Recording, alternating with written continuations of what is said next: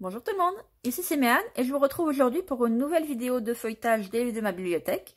Donc aujourd'hui, on ne va pas regarder ceux-ci parce que ceux-ci vous les avez déjà vus, mais on reste dans le même auteur pour vous montrer un autre livre, cette fois-ci en format beaucoup plus grand et il va falloir que je fasse bouger mon téléphone. Bon, j'espère que je suis dans le cadre. Le livre est vraiment grand. Donc il reprend les illustrations de Cicely Mary Barker. Cette fois-ci, c'est pas juste une reproduction, on a du texte qui accompagne et qui parle plus de l'artiste. Donc l'auteur du livre est Pierre Dubois. Le titre c'est Le jardin féerique de Cicely Mary Barker. Nous avons ici le numéro ISBN. J'espère que vous arriverez à le lire. Si c'est pas le cas, ben dites-le moi et je vous le mettrai en commentaire ou quelque chose comme ça. Et je vous avoue que en comparaison des autres, il est quand même moins beau. Il est moins beau tout simplement à cause de la qualité de la reproduction des illustrations. Par contre, il est grand format, donc c'est vrai que ça fait une utilisation des pages vraiment différentes. Il est en français également, donc ça a quand même un peu un intérêt. Ici, on peut découvrir un petit peu l'auteur. Et on va avoir des reproductions voilà, des mêmes dessins de tailles différentes.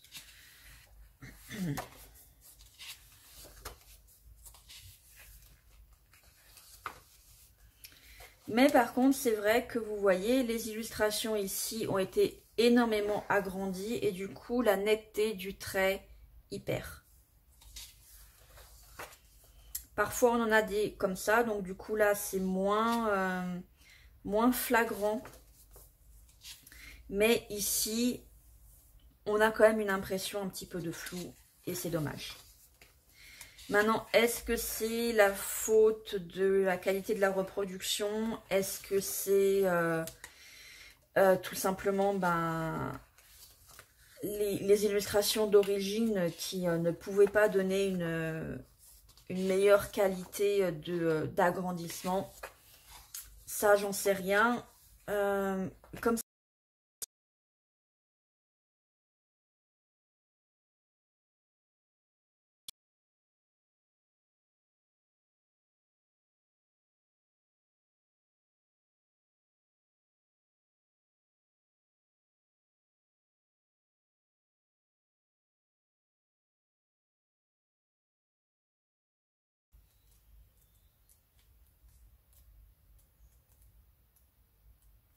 vous savez quoi? Alors, Forget Me Not 33.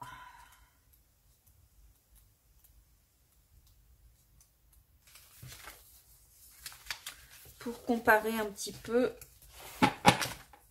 les illustrations. Donc ici, on est dans des tons plus verdâtres, plus froids. Mais la qualité de la reproduction ici est quand même pas mal au niveau de la netteté des traits. Au niveau du visage, quand même, c'est un petit peu moins joli d'une manière générale. Mais elle est quand même très bien. Celle-ci, elle est bien agrandie, mais elle est quand même aussi plutôt bien. Alors, le coquelicot, c'est Poppy. Poppy, Poppy, Poppy. Poppy, 150.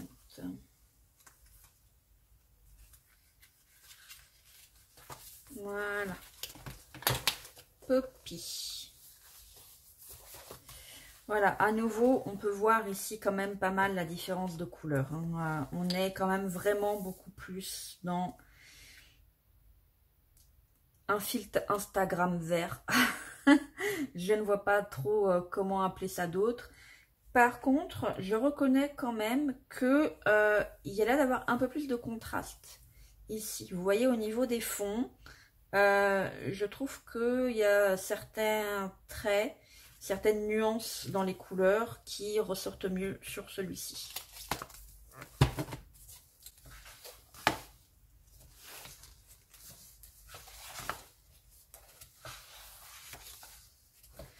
il est quand même très joli, hein. C'est pour ça que je l'ai pris, et notamment parce que, comme je vous disais dans l'autre vidéo, le souci des petits formats que j'ai, c'est que comme toutes les illustrations sont recto verso, en plus sur un format petit, si je veux utiliser une illustration pour faire un tag, ça veut dire que je vais sacrifier l'illustration qui est derrière. Donc, ça fait partie des livres que je voulais avoir en double pour ne pas avoir à me poser la question. Et celui-ci, il est quand même bien parce qu'on a donc les illustrations dans des formats différents. Celui-ci, on est encore petit. Là, on est vraiment très très grand. Et ça reste quand même joli. Ça peut figurer comme une image centrale. Ce qui est sympa également, c'est que du coup, ici, on va avoir le poème et en plus en français, avec la fée qui correspond, ou en tout cas de temps en temps, la plupart du temps. Alors que dans l'autre cas, comme le poème, il est sur la page d'en face, et en plus en anglais, et à chaque fois que je tombe sur cette petite fée, je me dis qu'elle est juste trop mignonne. Donc dans les autres, les poèmes sont en anglais, et en plus je crois que c'est de l'anglais ancien. Je vous avoue que j'ai jamais vraiment lu. Je suis pas trop fan de la poésie d'une manière générale, en tout cas de la poésie en rime. Je préfère la poésie en prose. Je trouve ça donc intéressant d'avoir différents formats et différentes langues également. Ça peut permettre des utilisations différentes des mêmes livres.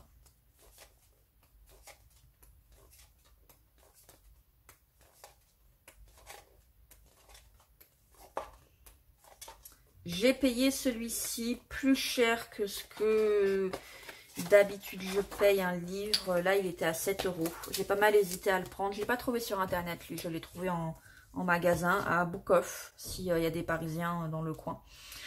Je l'avais vu à 7 €. Je m'étais dit, ah, c'est un peu cher quand même. Et puis j'étais repartie sans le prendre. Et j'arrêtais pas d'y repenser. Et 1 mois et demi plus tard, je me suis retrouvée à nouveau à Bookoff. Je me suis dit, ah, s'il y est toujours, je le prends parce que j'arrête pas d'y penser. Donc voilà. Et effectivement, il y était. Donc je l'ai pris. Mais d'habitude, c'est vrai que je me suis fixé un ordre d'idée de 5 € maximum par livre. Après, ça va quand même aussi dépendre du nombre de pages qu'il y a. Un livre, si je connais pas du tout l'artiste, si je sais pas du tout ce qu'il y a à l'intérieur, que je juge complètement à la couverture et qui n'a que une trentaine de pages, 5 € c'est cher, je trouve. Des gros livres comme ça, où pour 5 € vous avez 250 pages, allez-y quoi. Et surtout en plus si c'est Lee Marie Barker, allez-y à fond. Sans aucune hésitation, cet artiste, vous pouvez y aller. Voilà, j'espère que cette vidéo vous aura plu. Et quant à moi, je vous dis à bientôt dans une prochaine vidéo sur ma chaîne. Bye bye.